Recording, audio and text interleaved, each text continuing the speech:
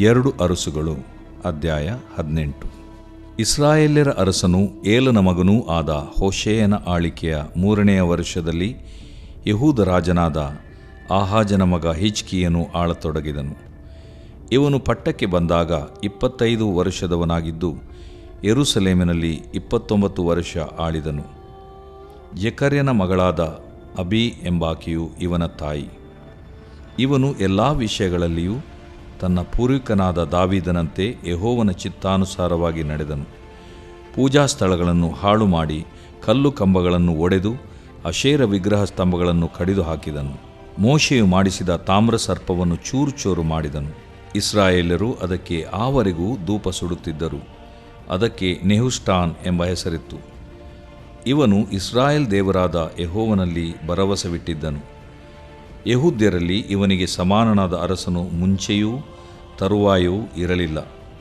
ಇದಲ್ಲದೆ ಇವನು ಯೆಹೋವನನ್ನೇ ಹೊಂದಿಕೊಂಡು ಆತನನ್ನು ಬಿಡದೆ ಹಿಂಬಾಲಿಸಿ ಆತನು ಮೋಶೆಯ ಮುಖಾಂತರವಾಗಿ ಅನುಗ್ರಹಿಸಿದ ಆಜ್ಞೆಯನ್ನು ಕೈಕೊಂಡನು. ಯೆಹೋವನು ಇವನ ಸಂಗಡ ಇದ್ದದ್ದರಿಂದ ಎಲ್ಲಿಗೆ ಹೋದರೂ ಕೃತಾರ್ಥನಾಗಿ ಬರುತ್ತಿದ್ದನು. ಇವನು ಅಶ್ಶೂರದ ಅರಸನಿಗೆ ವಿರೋಧವಾಗಿ ತಿರುಗಿ ಬಿದ್ದು ಸ್ವತಂತ್ರನಾದನು.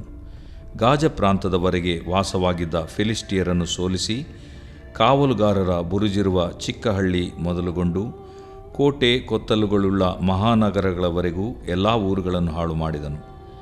ಇಸ್ರಾಯೇಲ್ಯರ ಅರಸನು ಏಲನ ಮಗನೂ ಆದ ಹೋಶೇಯನ ಆಳಿಕೆಯ 7ನೆಯ ವರ್ಷದಲ್ಲಿ, ಅಂದರೆ ಹಿಜ್ಕೀಯನ ಆಳಿಕೆಯ 4ನೆಯ ವರ್ಷದಲ್ಲಿ, ಅಶ್ಶೂರದ ಅರಸನಾದ ಶಲ್ಮನೆಸೆರನು ಸಮಾರ್ಯಕ್ಕೆ ವಿರೋಧವಾಗಿ ಬಂದು 3 ವರ್ಷಗಳವರೆಗೂ ಅದಕ್ಕೆ ಮುತ್ತಿಗೆ ಹಾಕಿ ಅದು ತನಗೆ ಇಸ್ರಾಯೇಲರ ಅರಸನಾದ ಹೋಶೇಯನ ಆಳಿಕೆಯ 9ನೆಯ ವರ್ಷದಲ್ಲಿ, ಅಂದರೆ ಹಿಜ್ಕೀಯನ ಆಳಿಕೆಯ 6ನೆಯ ವರ್ಷದಲ್ಲಿ ಸ್ವಾಧೀನವಾಗಲು ಇಸ್ರಾಯೇಲ್ಯರನ್ನು ಸೆರೆ ಹಿಡಿದು ಹಲಹು, ಹಾಬೋರ್ ಹೊಳೆಯಿರುವ ಗೋಜಾನ್ ಪ್ರಾಂತ, ಮೇದ್ಯರ ಪಟ್ಟಣಗಳು ಇವುಗಳಿಗೆ ಕಳುಹಿಸಿದನು. ಅವರು ತಮ್ಮ ದೇವರಾದ ಯೆಹೋವನ ಮಾತನ್ನು ಕೇಳದೆ ಹೋದದ್ದು, ಆತನ ನಿಬಂಧನೆಯನ್ನು ಉಲ್ಲಂಘಿಸಿದ್ದು, ಆತನ ಸೇವಕನಾದ ಮೋಶೆಯ ಆಜ್ಞೆಗಳಿಗೆ ಅವಿಧೇಯರಾಗಿ ನಡೆದದ್ದು ಇದಕ್ಕೆ ಕಾರಣ. ಅರಸನಾದ ಹಿಜ್ಕೀಯನ ಆಳಿಕೆಯ 14ನೆಯ ವರ್ಷದಲ್ಲಿ ಅಶ್ಶೂರದ ಅರಸನಾದ ಸನ್ಹೇರೀಬನು ಬಂದು ಯೆಹೂದ ಪ್ರಾಂತದ ಕೋಟೆ ಕೊತ್ತಲುಗಳುಳ್ಳ ಎಲ್ಲ ಪಟ್ಟಣಗಳನ್ನು ಸ್ವಾಧೀನ ಮಾಡಿಕೊಂಡನು. ಆಗ ಯೆಹೂದದ ಅರಸನಾದ ಹಿಜ್ಕೀಯನು ಲಾಕೀಷಿನಲ್ಲಿದ್ದ ಅಶ್ಶೂರದ ಅರಸನ ಬಳಿಗೆ ದೂತರನ್ನು ಕಳಿಸಿ ಅವನಿಗೆ, ನಾನು ಅಪರಾಧಿ, ನೀನು ನನ್ನನ್ನು ಬಿಟ್ಟು ಹೋಗು, ನೀನು ನನಗೆ ವಿಧಿಸುವಷ್ಟನ್ನು ಕೊಡುತ್ತೇನೆ ಎಂದು ಹೇಳಿ ಕಳುಹಿಸಿದನು. ಅಶ್ಶೂರದ ಅರಸನು 300 ತಲಾಂತು ಬೆಳ್ಳಿಯನ್ನೂ 30 ತಲಾಂತು ಬಂಗಾರವನ್ನೂ ಕೊಡಬೇಕೆಂದು ಆಜ್ಞಾಪಿಸಿದನು. ಆಗ ಹಿಜ್ಕೀಯನು ಯೆಹೋವನ ಆಲಯದಲ್ಲಿಯೂ ಅರಮನೆಯ ಭಂಡಾರದಲ್ಲಿಯೂ ಸಿಕ್ಕಿದ ಬೆಳ್ಳಿಯನ್ನೂ ತಾನು ಯೆಹೋವನ ಆಲಯದ ಕದಗಳಿಗೂ ಕಂಬಗಳಿಗೂ ಹೊದಿಸಿದ್ದ ಬಂಗಾರದ ತಗಡನ್ನೂ ತೆಗೆದುಕೊಂಡು ಅಶ್ಶೂರದ ಅರಸನಿಗೆ ಕಳುಹಿಸಿದನು. ಅಶ್ಶೂರದ ಅರಸನು ಲಾಕೀಷಿನಿಂದ ಮಹಾಸೈನ್ಯ ಸಹಿತರಾದ ತರ್ತಾನ್, ರಬ್ಸಾರೀಸ್, ರಬ್ಷಾಕೆ ಎಂಬವರನ್ನು ಯೆರೂಸಲೇಮಿನಲ್ಲಿದ್ದ ಹಿಜ್ಕೀಯನ ಬಳಿಗೆ ಕಳುಹಿಸಿದನು. ಇವರು ಗಟ್ಟಾ ಹತ್ತಿ ಯೆರೂಸಲೇಮಿಗೆ ಬಂದು ಮಡಿವಾಳರ ಹೊಲದ ಮೇಲೆ ಹೋಗುವ ರಾಜಮಾರ್ಗದ ಹತ್ತಿರ ಅಲ್ಲಿನ ಕೆರೆಯ ಕಾಲುವೆಯ ಬಳಿಯಲ್ಲಿ ಪಾಳೆಯ ಮಾಡಿಕೊಂಡು ಅರಸನನ್ನು ಕೂಗಿ ಕರೆದರು. ಆಗ ಹಿಲ್ಕೀಯನ ಮಗನೂ ರಾಜಗೃಹಾಧಿಪತಿಯೂ ಆದ ಎಲ್ಯಾಕೀಮ್, ಲೇಖಕನಾದ ಶೆಬ್ನ, ಅಸಾಫನ ಮಗನೂ ಮಂತ್ರಿಯೂ ಆಗಿದ್ದ ಯೋವ ಎಂಬವರು ಬಂದರು. ರಬ್ಷಾಕೆಯು ಅವರಿಗೆ, ನೀವು ಹೋಗಿ ಹಿಜ್ಕೀಯನಿಗೆ ಮಹಾರಾಜನಾದ ಅಶ್ಶೂರದ ಅರಸನ ಮಾತುಗಳನ್ನು ತಿಳಿಸಿರಿ. ಅವನು, ನಿನ್ನ ಭರವಸೆಗೆ ಯಾವ ಆಧಾರ ಉಂಟು? ಬರೀ ಒಂದು ಬಾಯಿ ಮಾತಿನ ಮೇಲೆ ಯುದ್ಧಕ್ಕೆ ಬೇಕಾದ ವಿವೇಕವೂ ಬಲವೂ ಉಂಟೆಂದು ಅಂದುಕೊಳ್ಳುತ್ತಿ. ನೀನು ಯಾರನ್ನು ನಂಬಿಕೊಂಡು ನನಗೆ ವಿರೋಧವಾಗಿ ತಿರುಗಿ ಬಿದ್ದಿದ್ದಿ? ಜಜ್ಜಿದ ದಂಟಿಗೆ ಸಮಾನವಾಗಿರುವ ಐಗುಪ್ತದಲ್ಲಿ ಭರವಸವಿಟ್ಟಿರುತ್ತೀಯಷ್ಟೇ. ಒಬ್ಬನು ಅಂಥ ದಂಟಿನ ಮೇಲೆ ಕೈಯೂರಿಕೊಳ್ಳುವುದಾದರೆ ಅದು ಅವನ ಕೈಯನ್ನು ತಿವಿದು ಒಳಗೆ ಹೋಗುತ್ತದಲ್ಲವೇ? ಐಗುಪ್ತದ ಅರಸನಾದ ಫರೋಹನಲ್ಲಿ ಭರವಸವಿಟ್ಟವರಿಗೆ ಅದೇ ಗತಿಯಾಗುವುದು. ಒಂದು ವೇಳೆ ನೀವು ನಮ್ಮ ದೇವರಾದ ಯೆಹೋವನನ್ನು ನಂಬಿಕೊಂಡಿದ್ದೇವೆಂದು ಹೇಳಬಹುದು. ಹಿಜ್ಕೀಯನು ಯೆರೂಸಲೇಮಿನ ಯಜ್ಞವೇದಿಯ ಮುಂದೆಯೇ ಆರಾಧನೆ ಮಾಡಬೇಕೆಂಬುದಾಗಿ ಯೆಹೂದ್ಯರಿಗೂ ಯೆರೂಸಲೇಮಿನವರಿಗೂ ಆಜ್ಞಾಪಿಸಿ ಆ ಯೆಹೋವನ ಪೂಜಾಸ್ಥಳಗಳನ್ನು ಬೇರೆ ಎಲ್ಲ ಯಜ್ಞವೇದಿಗಳನ್ನು ಹಾಳು ಮಾಡಿದನಲ್ಲ. ನನ್ನ ಒಡೆಯನಾದ ಅಶ್ಶೂರದ ಅರಸನೊಂದಿಗೆ ಪಂಥ ಹಾಕುವುದಕ್ಕೆ ನಿನಗೆ ಮನಸ್ಸುಂಟೋ? ಹಾಗಾದರೆ ಅವನು ನಿನಗೆ 2,000 ಕುದುರೆಗಳನ್ನು ಕೊಡುತ್ತಾನೆ. ನೀನು ಎಷ್ಟು ಮಂದಿ ಸವಾರರನ್ನು ಅವುಗಳ ಮೇಲೆ ಕುಳ್ಳಿರಿಸುವಿಯೋ? ಇದೂ ನಿನಗೆ ಅಸಾಧ್ಯವಾಗುವುದಾದರೆ ನನ್ನ ಒಡೆಯನ ಸೇನಾಪತಿಗಳಲ್ಲಿ ಅತ್ಯಲ್ಪನನ್ನಾದರೂ ಸೋಲಿಸುವುದು ಹೇಗೆ? ರಥಾಶ್ವಬಲಗಳ ವಿಷಯವಾಗಿ ಐಗುಪ್ತರನ್ನು ನಂಬಿರುತ್ತೀ ಎಂದು ಕಾಣುತ್ತದೆ. ಈ ದೇಶವನ್ನು ಹಾಳು ಮಾಡುವುದಕ್ಕೆ ಯೆಹೋವನ ಚಿತ್ತವಿಲ್ಲದೆ ಬಂದೆನೆಂದು ನೆನೆಸುತ್ತೀಯೋ? ಇಲ್ಲಿಗೆ ಬಂದು ಇದನ್ನು ಹಾಳು ಮಾಡಿಬಿಡು ಎಂದು ಯೆಹೋವನೇ ನನಗೆ ಆಜ್ಞಾಪಿಸಿದನು ಅನ್ನುತ್ತಾನೆ ಎಂದನು. ಆಗ ಹಿಲ್ಕೀಯನ ಮಗನಾದ ಎಲ್ಯಾಕೀಮ್, ಶೆಬ್ನ, ಯೋವ ಎಂಬವರು ರಬ್ಷಾಕಿಗೆ, ನೀನು ಮಾತಾಡುವುದು ಪೌಳಿಗೋಡೆಯ ಮೇಲಿರುವವರಿಗೆ ಕೇಳಿಸುತ್ತದೆ. ಆದದರಿಂದ ದಯವಿಟ್ಟು ನಿನ್ನ ಸೇವಕರಾದ ನಮ್ಮೊಡನೆ ಆರಾಮ್ಯ ಭಾಷೆಯಲ್ಲಿ ಮಾತಾಡು, ಅದು ನಮಗೆ ತಿಳಿಯುತ್ತದೆ. ಆದರೆ ಯೂದಾಯ ಭಾಷೆಯಲ್ಲಿ ಮಾತಾಡಬೇಡ ಎಂದು ಹೇಳಿದರು. ಅದಕ್ಕೆ ರಬ್ಷಾಕಿಯು, ನನ್ನ ಯಜಮಾನನು ನಿಮ್ಮ ಸಂಗಡವಾಗಲಿ ನಿಮ್ಮ ಒಡೆಯನ ಸಂಗಡವಾಗಲಿ ಮಾತಾಡಬೇಕೆಂದು ನನ್ನನ್ನು ಕಳುಹಿಸಲಿಲ್ಲ.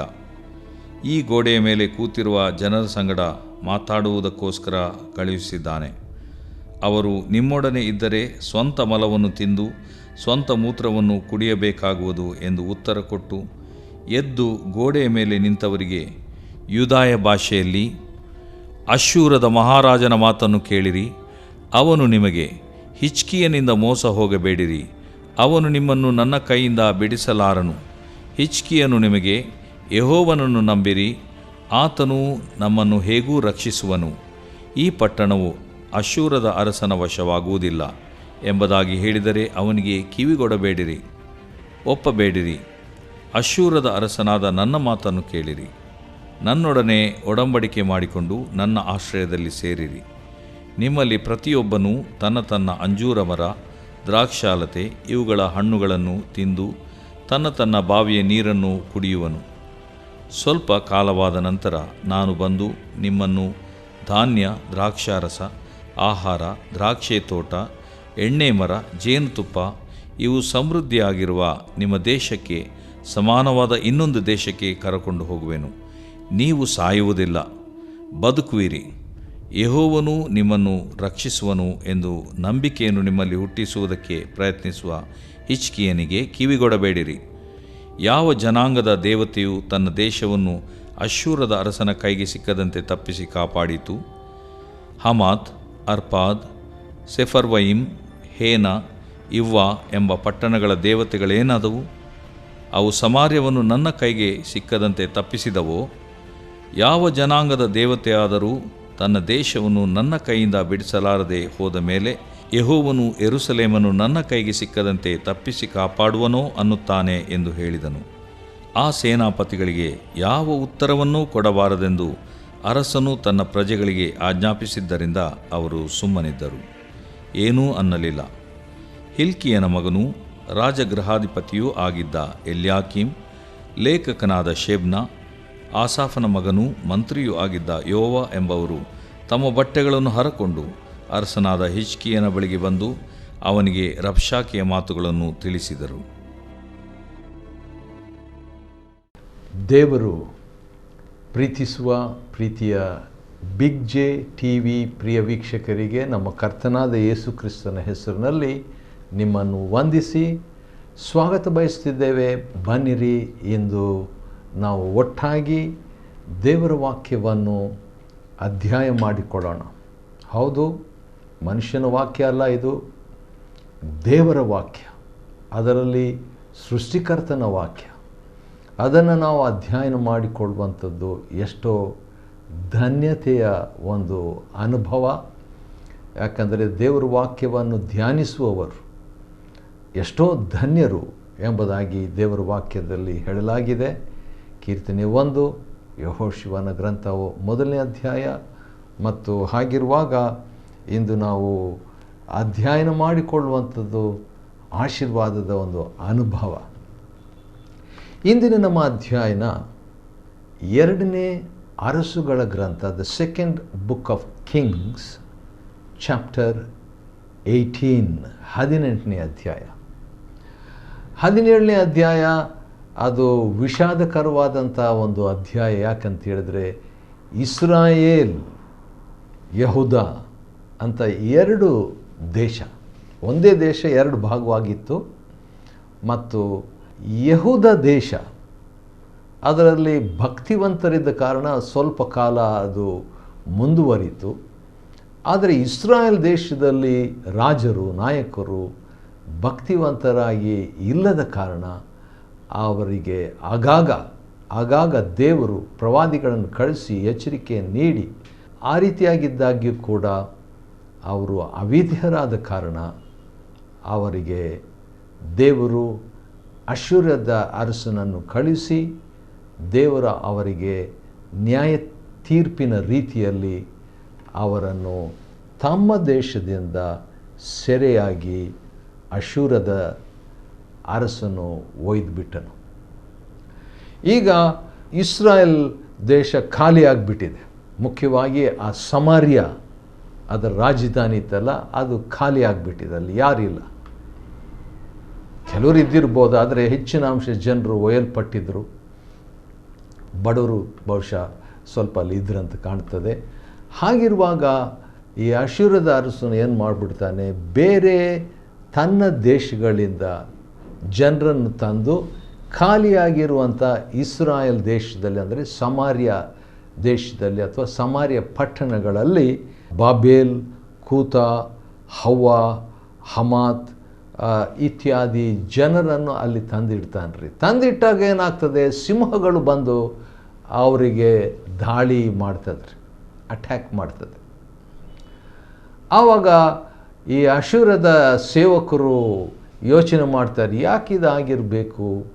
ಓಹೋ, ಇದಕ್ಕೆ ಕಾರಣ ಏನಂತ ಹೇಳಿದ್ರೆ, ಇಲ್ಲಿ ಹೊಸದಾಗಿ ಬಂದಂಥ ಜನರು ಆ ಹಳೆ ದೇಶನೇ, ಆದರೆ ಹಳೆ ದೇಶದಲ್ಲಿ ಹೊಸ ಜನರು ಬಂದು ಇರೋದರಿಂದ ಆ ಹಳೆ ದೇಶದಲ್ಲಿ ಹಳೆ ಪದ್ಧತಿ, ಆ ದೇಶದ ದೇವರು ನಿರೀಕ್ಷಿಸುವಂಥ ರೀತಿಯಲ್ಲಿ ಇವರು ನಡ್ಕೊಳ್ತಾ ಇಲ್ಲ, ಈ ಅನ್ಯರು ವಿದೇಶದಿಂದ ಬಂದಂಥವರು ಎಂಬಂಥ ವರ್ತಮಾನವನ್ನು ಅಶ್ಶೂರದ ಅರಸನಿಗೆ ಸೇವಕರು ತಿಳಿಸಿದಾಗ ಅಶ್ಶೂರದ ಅರಸನು ಒಂದು ಒಳ್ಳೆಯ ಪ್ಲ್ಯಾನ್ ಮಾಡ್ತಾನೆ. ಅದೇನಂತ ಹೇಳಿದ್ರೆ, ಈಗ ಇಸ್ರಾಯೇಲ್ನಿಂದ ಬಾಬೇಲಿಗೆ ಅಥವಾ ಇಸ್ರಾಯೇಲ್ನಿಂದ ಅಶ್ಶೂರಕ್ಕೆ ಕರ್ಕೊಂಡು ಬಂದಂಥ ಈ ಜನರು, ಸರಿಯಾಗಿ ಬಂದಂಥ ಜನರಲ್ಲಿ ಒಬ್ಬ ಯಾಜಕನನ್ನು ಆ ಒಂದು ತಮ್ಮ ದೇಶದಲ್ಲಿ, ಅಂದರೆ ಹೊಸದಾಗಿ ಬಂದಿರುವಂಥ ಬೇರೆ ಜನರು ಬಂದಿರುವಂಥ ದೇಶದಲ್ಲಿ ಹೋಗಿ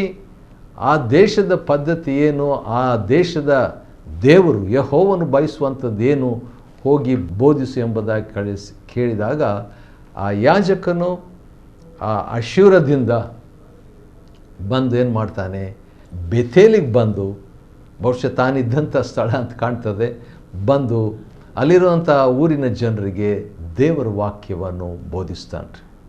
ಅವರಿಗೆ ದೇವರ ಭಯ ಇರೋದಿಲ್ಲ, ದೇವರ ಭಕ್ತಿ ಇರೋದಿಲ್ಲ, ಯಾಕಂದರೆ ವಾಕ್ಯ ಇಲ್ಲ. ಸಿಂಹಗಳು ಬಂದು ಕಾಡ್ತಾ ಇರ್ತವೆ. ಸಿಂಹಗಳು ಬರಬಾರ್ದಂದರೆ ದೇವ್ರ ವಾಕ್ಯ ಬೋಧಿಸಬೇಕು ಎಂಬಂಥ ಒಂದು ಗ್ರಹಿಕೆ ಅಲ್ಲಿ ಬಂದುಬಿಟ್ಟು ದೇವರ ಮಾರ್ಗ, ದೇವರು ಮೆಚ್ಚುವಂಥದ್ದು ಏನು ಅಂತ ತಿಳಿಸ್ಬೇಕು. ಆ ಸಿಂಹಗಳು ಬಹುಶಃ ನ್ಯಾಯ ತೀರ್ಪಾಗಿ ಬಂದಿದೆ ಎಂಬುದಾಗಿ ಆ ಅಶ್ಶೂರದ ಅರಸನು ತಿಳ್ಕೊಂಡು ಈಗೇನು ಮಾಡ್ತಾನೆ, ಹೊಸದಾಗಿ ಒಬ್ಬ ಯಾಜಕನನ್ನು ಅಪಾಯಿಂಟ್ ಮಾಡ್ತಾನೆ ಆ ದೇಶದಲ್ಲಿ ಇರುವಂಥವ್ರನ್ನ ಬೋಧಿಸಲಿಕ್ಕೆ. ಅದಕ್ಕೆ ಸಮಾರ್ಯ ದೇಶ ಆಗಿಬಿಡ್ತದೆ. ಅದು ಕ್ರಮೇಣವಾಗಿ ಮೊದಲು ಇಸ್ರಾಯೇಲ್ ದೇಶವಾಗಿತ್ತು, ಈಗ ಸಮಾರ್ಯಕ್ಕೆ ಬೇರೆ ಜನರು ಬಂದು, ಬೇರೆ ಧರ್ಮದವರು, ಬೇರೆ ದೇಶದವರು, ಬೇರೆ ಬೇರೆ ಕಡೆಯಿಂದ, ಅಂದರೆ ಬಾಬೇಲ್, ಕೂತ, ಹವ್ವಾ, ಹಮಾತ್ ಇತ್ಯಾದಿ ಕಡೆಯಿಂದ ಬಂದಂಥವರು ಈಗ ದೇವರ ವಾಕ್ಯವನ್ನು ಕಲಿತಾ ಇದ್ದಾರೆ. ಯಾಜಕನು ಅವ್ರಿಗೆ ಟೀಚ್ ಮಾಡ್ತಾ ಇದ್ದಾನೆ ಅಂಥ ಒಂದು ಸನ್ನಿವೇಶ. ಆದರೆ ಈ ಯಾಜಕನು ತಾನೇ ಅಂಥ ಭಕ್ತಿವಂತನಾಗಿದ್ದನೋ ಏನೋ ಗೊತ್ತಿಲ್ಲ. ಬಹುಶಃ ವಾಕ್ಯ ಕಲಿಸ್ಲಿಕ್ಕೆ ಅವನಿಗೆ ಗೊತ್ತಿತ್ತು, ಭಕ್ತಿ ಇತ್ತ ಗೊತ್ತಿಲ್ಲ. ಯಾಕಂದರೆ ಭಕ್ತಿವಂತನಾಗಿರೋದು ಬೇರೆ, ಯುಕ್ತಿವಂತನಾಗಿ ಅಥವಾ ವಾಕ್ಯ ಸಾರುವನಾಗಿರೋದು ಬೇರೆ ರೀ. ಎರಡೂ ಇದ್ದರೆ ಒಳ್ಳೆಯದು, ಎರಡೂ ಇದ್ದರೆ ಭಾಳ ಒಳ್ಳೆಯದು. ಆದರೆ ಅವನು ಸೆರೆಯಾಳಾಗಿ ಹೋಗಿರುವುದಕ್ಕೆ ಕಾರಣ ಏನಂತ ಹೇಳಿದ್ರೆ, ಭಕ್ತಿ ಇಲ್ಲದ ಕಾರಣ, ದೇವರ ವಾಕ್ಯಕ್ಕೆ ವಿರುದ್ಧವಾಗಿ ನಡ್ಕೊಂಡ ಕಾರಣ ಆ ರೀತಿಯಾಗಿ ಅವರನ್ನು ದೇವರು ತಮ್ಮ ದೇಶದಿಂದ ಹೊರಕ್ಕೆ ಹಾಕಿರ್ತಾನೆ.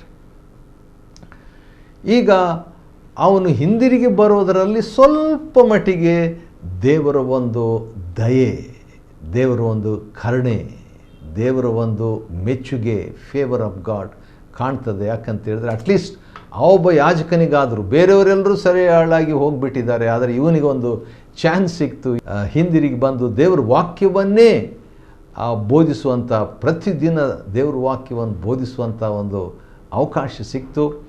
ಹೌದು, ಆ ರೀತಿಯಾದಾಗ ಕ್ರಮೇಣ ಆ ದೇಶದವರು ಆ ದೇವರಲ್ಲಿ ಅಂದರೆ ಯೆಹೋವನಲ್ಲಿ ಭಯಭಕ್ತಿ ಉಳ್ಳವರಾದರು. ಆದರೆ 100% ಅಲ್ಲ, ಸ್ವಲ್ಪ ಮಟ್ಟಿಗೆ. ಯಾಕಂತ ಹೇಳಿದ್ರೆ 2ನೇ ಅರಸುಗಳ ಗ್ರಂಥ 17ನೇ ಅಧ್ಯಾಯದ ಕೊನೆಯ ವಚನದಲ್ಲಿ ಆ ಜನಾಂಗಗಳವರು ಯೆಹೋವನ ಭಕ್ತರಾಗಿದ್ದರೂ ತಮ್ಮ ವಿಗ್ರಹಗಳನ್ನೂ ಆರಾಧಿಸುತ್ತಿದ್ದರು. ಎರಡೂ ಕೂಡ ಒಂದು ಮಿಶ್ರ ಜನಾಂಗದವರಾಗ್ಬಿಟ್ರು, ಮಿಶ್ರ ದೇಶವಾಗ್ಬಿಡ್ತು, ಮಿಶ್ರ ಪದ್ಧತಿ ಆಗಿಬಿಡ್ತು. ಅವರ ಸಂತಾನದವರು ಇಂದಿನವರೆಗೆ ಹಾಗೆಯೇ ಇರ್ತಾರೆ.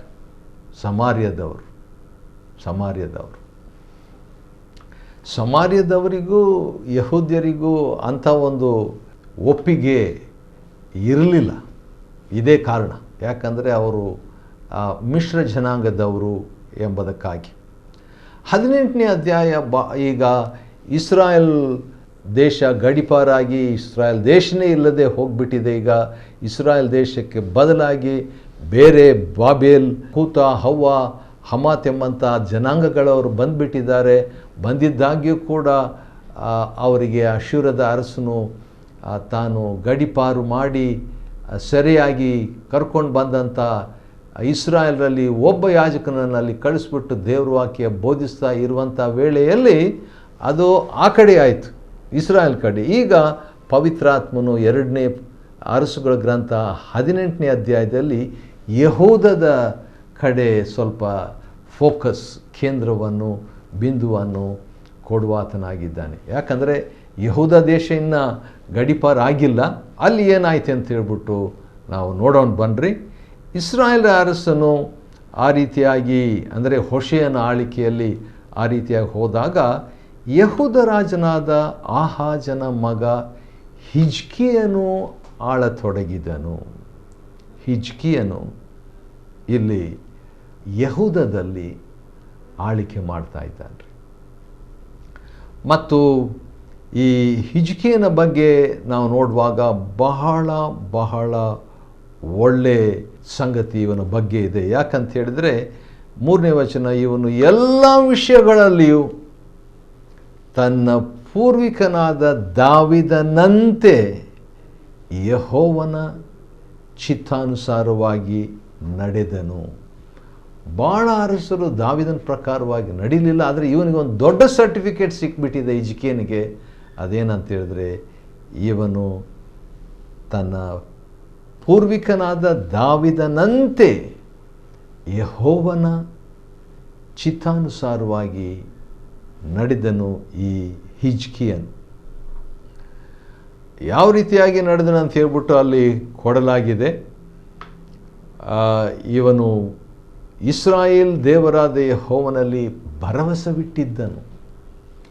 ಯಹೂದದ ದೇವರಾದ ಅಂತ ಬರೆದಿಲ್ಲ, ಇಸ್ರಾಯೇಲ್ ದೇಶದ, ಇಸ್ರಾಯೇಲ್ ಗಡಿಪಾರಾಗಿ ಹೋಗ್ಬಿಟ್ಟಿದೆ, ಆದರೂ ಕೂಡ ದೇವರು ಇಸ್ರಾಯೇಲ್ ದೇವರು ಎಂಬುದಾಗಿ ಹೇಳುವಂಥದ್ದನ್ನು ನನಗೆ ಅದೊಂದು ಖುಷಿ ಆಗ್ತದೆ, ಸಂತೋಷವಾಗ್ತದೆ. ಯಾಕಂದರೆ ಇಸ್ರಾಯೇಲ್ ದೇವರಾದ ಯೆಹೋವನಲ್ಲಿ ಗಡಿಪಾರು ಆಗಿ ಹೋಗಿಬಿಟ್ಟಂಥ ಆ ಜನಗಳ ದೇವರಾಗಿರುವ ಯೆಹೋವನಲ್ಲಿ ಅಡ್ರೆಸ್ಸೇ ಇಲ್ಲದೆ, ದೇಶನೇ ಇಲ್ಲದೆ, ದೇವಾಲಯನೂ ಇಲ್ಲದೆ ಹೋಗಿರುವಂಥ ಇಸ್ರಾಯೇಲ್ ದೇವರಾದ ಯೆಹೋವನಲ್ಲಿ. ಯಾಕಂದರೆ ಒಂದು ರೀತಿಯಿಂದ ಎರಡೂ ಒಂದೇ, ಆದರೂ ಕೂಡ ದೇವರು ಅವರಿಗೆ ತಕ್ಕ ಶಿಕ್ಷೆಯನ್ನು ಕೊಟ್ಟು ಆ ರೀತಿಯಾಗಿ ಮಾಡುವುದಾಗಿ ಮುಂಚಿತವಾಗಿ ಹೇಳಿದ್ದನು. ಆದರೂ ಕೂಡ ಈಗ ಯಹೂದದ ಕಡೆ ಹಿಜ್ಕೀಯನ, ಅರಸನಾದ ಹಿಜ್ಕೀಯನ ಚರಿತ್ರೆಯನ್ನು ನೋಡುವಾಗ ಇವನು ಯೆಹೋವನು ಅಂದರೆ ಇಸ್ರಾಯೇಲ್ ದೇವರಾದ ಯೆಹೋವನಲ್ಲಿ ಭರವಸವಿಟ್ಟಿದ್ದನು. ಒಳ್ಳೆಯ ರಾಜ. ಈಗ ಇವನ ಬಗ್ಗೆ ಒಂದು ವಿಚಿತ್ರವಾದಂಥ ಮಾತನ್ನು ದೇವರ ಆತ್ಮನು, ಗ್ರಂಥಕರ್ತನಾಗಿರುವಂಥ ದೇವರ ಪರಿಶುದ್ಧಾತ್ಮನು ಬರೆದಿರುವಂಥ ಒಂದು ಮಾತನ್ನು ದಯವಿಟ್ಟು ಗಮನಿಸಿ. 2ನೇ ಅರಸುಗಳ ಗ್ರಂಥ 18ನೇ ಅಧ್ಯಾಯದ 5ನೇ ವಚನದಲ್ಲಿ ಏನಂತಿದೆ? ಇವನು ಇಸ್ರಾಯೇಲ್ ದೇವರಾದ ಯೆಹೋವನಲ್ಲಿ ಭರವಸವಿಟ್ಟಿದ್ದನ್ನು, ಯೆಹೂದ್ಯರಲ್ಲಿ ಇವನಿಗೆ ಸಮಾನನಾದ ಅರಸನು ಮುಂಚೆಯೂ ತರುವಾಯವೂ ಇರಲಿಲ್ಲ.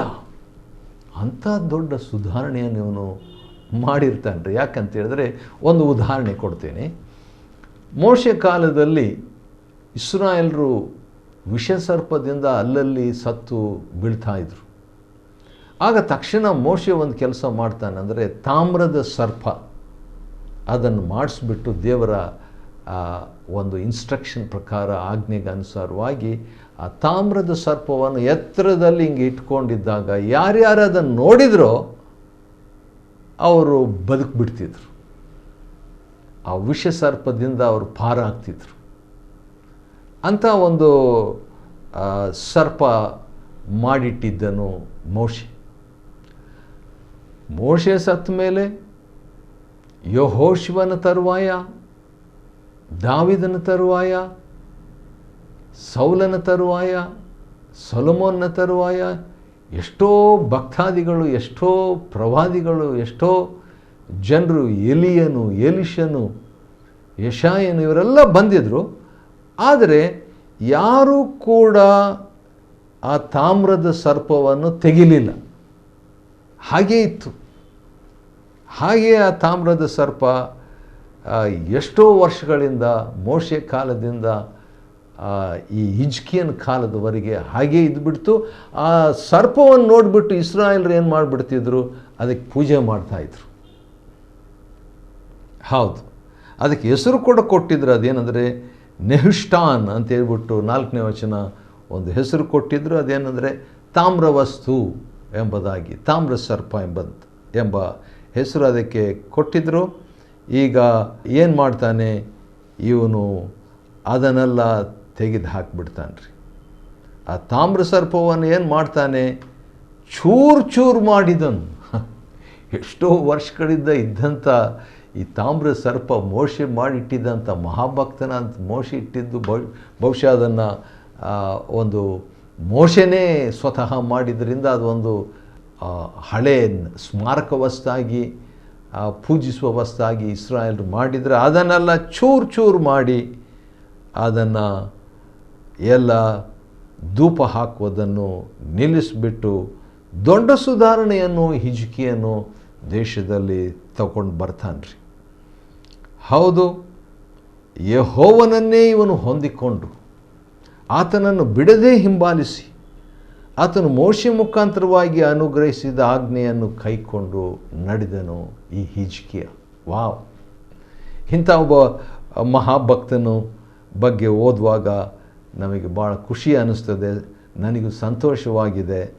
7ನೇ ವಚನದಲ್ಲಿ ಒಂದು ಮಾತಿದೆ. ಅದೇನೆಂದರೆ, ಯೆಹೋವನು ಇವನ ಸಂಗಡ ಇದ್ದುದರಿಂದ ಎಲ್ಲಿಗೂ ಹೋದರೂ ಕೃತಾರ್ಥನಾಗಿ ಬರುತ್ತಿದ್ದನು. ದೊಡ್ಡ ಮಾತು. ಎಲ್ಲಿಗೋದ್ರೂ ಸಕ್ಸಸ್ ಆಗ್ತಿತ್ತಂತೆ. ಆದರೆ ಇಂಥ ಸಂದರ್ಭದಲ್ಲಿ ಅಶ್ಶೂರದ ಅರಸನಿಗೆ ವಿರೋಧವಾಗಿ ತಿರುಗಿ ಬಿದ್ದು ಸ್ವತಂತ್ರನಾದನು. ಅದು ಆನಂತರ ಅದು ಸಮಸ್ಯೆ ಆಗಿಬಿಡ್ತು. ಹೇಗೆ ಸಮಸ್ಯೆ ಆಯಿತು ಅಂತ ಹೇಳ್ಬಿಟ್ಟು ನಾವು ನೋಡೋಣ್ರೆ. ಅದಕ್ಕಿಂತ ಮುಂಚಿತವಾಗಿ ಇಸ್ರಾಯೇಲರು ಯಾಕೆ ಒಯ್ಯಲ್ಪಟ್ಟರು ಎಂಬುದಕ್ಕೆ ಒಂದು 3 ಕಾರಣಗಳನ್ನು 12ನೇ ವಚನದಲ್ಲಿ ನೋಡಿಕೊಳ್ಬೋದು. ಮೊದಲನೇ ಕಾರಣ, ಅವರು ತಮ್ಮ ದೇವರಾದ ಯೆಹೋವನ ಮಾತನ್ನು ಕೇಳದೇ ಹೋದದ್ದು. 2ನೇ ಕಾರಣ, ಆತನ ನಿಬಂಧನೆಯನ್ನು ಉಲ್ಲಂಘಿಸಿದ್ದು. 3ನೇ ಕಾರಣ, ದೇವರ ಸೇವಕನಾದ ಮೋಶೆ ಆಜ್ಞೆಗಳಿಗೆ ಅವಿಧೇಯರಾಗಿ ನಡೆದದ್ದು ಇದಕ್ಕೆ ಕಾರಣ. ಯಾಕೆ? ಇಸ್ರಾಯೇಲರನ್ನು ಅಶ್ಶೂರದ ಅರಸನು ಅವರನ್ನು ಸೆರೆ ಹಿಡಿದು ದಂಡಿಸಿದನು, ಗಡೀಪಾರು ಮಾಡಿದನು. ಸೆರೆಯಾಗಿ ಒಯ್ದು ಬಿಟ್ಟನೆಂಬುದಾಗಿ. ಸರಿ, ಹಿಜ್ಕೀಯನ ಕತೆ ನಾವು ಮುಂದುವರಿಸೋಣ. ಯಾಕಂತ ಹೇಳಿದ್ರೆ ಬಹಳ ಭಕ್ತಿವಂತನಾಗಿದ್ದ, ದೊಡ್ಡ ಸುಧಾರಣೆಯನ್ನು ಯೆಹೂದಕ್ಕೆ ತಗೊಂಡು ಬಂದ ಮತ್ತು ದೇವರು ಅವನ ಸಂಗಡ ಇದ್ದನು. ಇವೆಲ್ಲ ಇದ್ದಾಗ ಏನಾಯಿತು ಅಂತ ಹೇಳಿದಾಗ ಅಶ್ಶೂರದ ಅರಸನಾದ ಸನ್ಹೆರೀಬನು ಬರ್ತಾನ್ರಿ. ಸನ್ಹೆರೀಬನು ಸ್ವಲ್ಪ ಭಾಳ ರಫ್ ಮನುಷ್ಯ. ಅವನು ಬಂದುಬಿಟ್ಟು ಅಲ್ಲಿನ ಜನರಿಗೆ ತಮ್ಮದೇ ಭಾಷೆಯಲ್ಲಿ ಅವನು ಚಾಲೆಂಜ್ ಮಾಡ್ತಾನೆ. ಆವಾಗ ಹಿಜ್ಕೀಯನ ಕಡೆಯವರು, ಬೇಡ, ನೀವು ಬೇರೆ ಭಾಷೆಯಲ್ಲಿ ಮಾತನಾಡುವಂಥದ್ದು ಬೇಡ, ನಮಗೆ ಅರ್ಥ ಆಗ್ತದೆ, ನೀವು ನಮ್ಮ ಭಾಷೆಯಲ್ಲಿ ಮಾತಾಡಬೇಡ್ರಿ, ನಿಮ್ಮ ಭಾಷೆಯಲ್ಲಿ ನೀವು ಮಾತಾಡ್ಬೋದು, ಅರಾಮ್ಯ ಭಾಷೆಯಲ್ಲಿ ಮಾತಾಡು, ಅದು ನಮಗೆ ತಿಳಿಯುತ್ತದೆ, ಯೂದಾಯ ಭಾಷೆಯಲ್ಲಿ ಮಾತಾಡಬೇಡ ಅಂತ ಹೇಳ್ತಾರೆ. ಯಾಕೆ ಹೇಳ್ತಾರೆ ಅಂದರೆ ಅವನು ಮಾತಾಡೋದನ್ನು ಜನರು ಅಲ್ಲಿದ್ದಂಥವರು ಕೇಳಿಸ್ಕೋಬಾರ್ದಂತ ಆ ರೀತಿಯಾಗಿ ಹೇಳ್ತಾರೆ. ಆದರೆ ಇವನೇನು ಮಾಡ್ತಾನೆ, ಇಲ್ಲ ಅಂತ ಹೇಳ್ಬಿಟ್ಟು ಅವನು ಯೂದಾಯ ಭಾಷೆಯಲ್ಲಿನೇ ಮಾತಾಡಿಬಿಟ್ಟು ಅಶ್ಶೂರದ ಮಹಾರಾಜನ ಮಾತನ್ನು ನೀವು ಕೇಳ್ರಿ, ಹಿಜ್ಕೀಯನ ಮಾತನ್ನು ಕೇಳಬೇಡ್ರಿ, ಯೆಹೋವನನ್ನು ನಂಬಬೇಡ್ರಿ.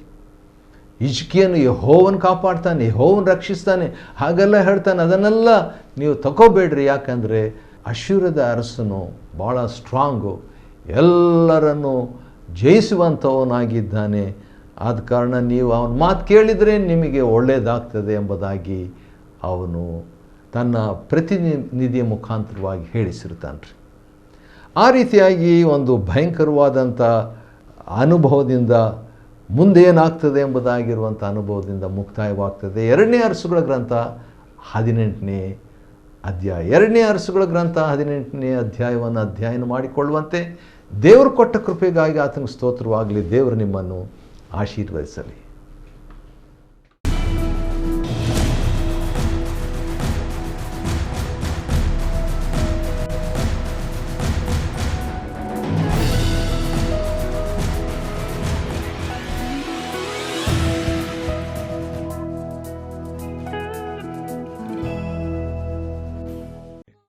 Chapter 18. Now it came to pass in the 3rd year of Hoshea, son of Elah, king of Israel, that Hezekiah the son of Ahaz, king of Judah, began to reign.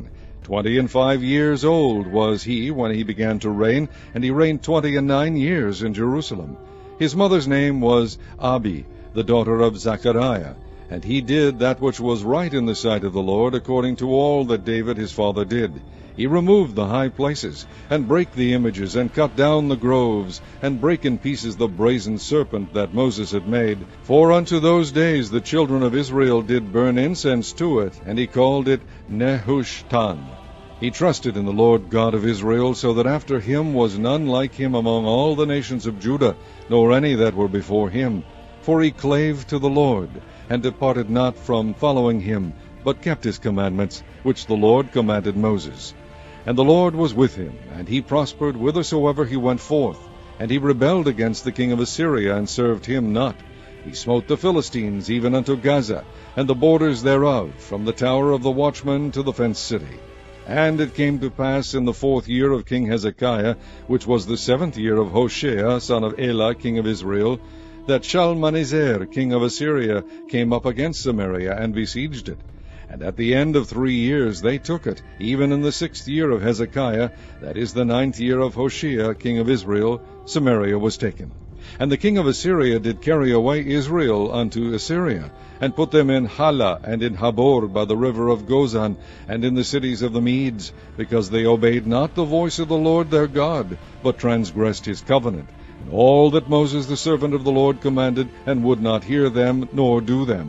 Now in the 14th year of King Hezekiah did Sennacherib, king of Assyria, come up against all the fenced cities of Judah, and took them. And Hezekiah, king of Judah, sent to the king of Assyria to Lachish, saying, I have offended, return from me, that which thou puttest on me will I bear. And the king of Assyria appointed unto Hezekiah, king of Judah, 300 talents of silver, and 30 talents of gold. And Hezekiah gave him all the silver that was found in the house of the Lord, and in the treasures of the king's house. At that time did Hezekiah cut off the gold from the doors of the temple of the Lord, and from the pillars which Hezekiah king of Judah had overlaid, and gave it to the king of Assyria. And the king of Assyria sent Tartan and Rabsaris and Rabshakeh from Lachish to King Hezekiah with a great host against Jerusalem. And they went up and came to Jerusalem, and when they were come up, they came and stood by the conduit of the upper pool, which is in the highway of the fuller's field. And when they had called to the king, there came out to them Eliakim the son of Hilkiah, which was over the household, and Shebna the scribe, and Joah the son of Asaph the recorder. And Rabshakeh said unto them, Speak ye now to Hezekiah, Thus saith the king of Assyria, What confidence is this wherein thou trustest? Thou sayest, but they are but vain words, I have counsel and strength for the war. Now on whom dost thou trust, that thou rebellest against me? Now behold, thou trustest upon the staff of this bruised reed, even upon Egypt, on which of a man lean, it will go into his hand and pierce it. So is Pharaoh king of Egypt unto all that trust on him. But if ye say unto me, We trust in the Lord our God, is not that he, whose high places and whose altars Hezekiah hath taken away, and hath said to Judah and Jerusalem, Ye shall worship before this altar in Jerusalem? Now therefore, I pray thee, give pledges to my lord the king of Assyria, and I will deliver thee 2,000 horses, if thou be able on thy part to set riders upon them. How then wilt thou turn away the face of one captain of the least of my master's servants, and put thy trust in Egypt for chariots and for horsemen? Am I now come up without the Lord against this place to destroy it? The Lord said to me, Go up against this land and destroy it. Then said Eliakim the son of Hilkiah, and Shebna, and Joah unto Rabshakeh, Speak, I pray thee, to thy servants in the Syrian language, for we understand it, and talk not with us in the Jews' language in the ears of the people that are on the wall. But Rabshakeh said unto them, Hath my master sent me to thy master and to thee to speak these words? Hath he not sent me to the men which sit on the wall, that they may eat their own dung and drink their own piss with you? Then Rabshakeh stood and cried with a loud voice in the Jews' language, and spake, saying, Hear the word of the great king, the king of Assyria. Thus saith the king, Let not Hezekiah deceive you, for he shall not be able to deliver you out of his hand. Neither let Hezekiah make you trust in the Lord, saying, The Lord will surely deliver us, and this city shall not be delivered into the hand of the king of Assyria. Hearken not to Hezekiah, for thus saith the king of Assyria, Make an agreement with me by a present, and come out to me, and then eat ye every man of his own vine, and every one of his fig tree, and drink ye every one the waters of his cistern, until I come and take you away to a land like your own land, a land of corn and wine, a land of bread and vineyards, a land of oil, olive, and of honey, that ye may live and not die. Hearken not unto Hezekiah when he persuaded you, saying, The Lord will deliver us. Hath any of the gods of the nations delivered at all his land out of the hand of the king of Assyria? Where are the gods of Hamath and of Arpad? Where are the gods of Sepharvaim, Hena, and Eva? Have they delivered Samaria out of mine hand? Who are they among all the gods of the countries that have delivered their country out of mine hand, that the Lord should deliver Jerusalem out of mine hand? But the people held their peace, and answered him not a word, for the king's commandment was, saying, Answer him not. Then came Eliakim the son of Hilkiah, which was over the household, and Shebna the scribe, and Joah the son of Asaph the recorder, to Hezekiah with their clothes rent, and told him the words of Rabshakeh.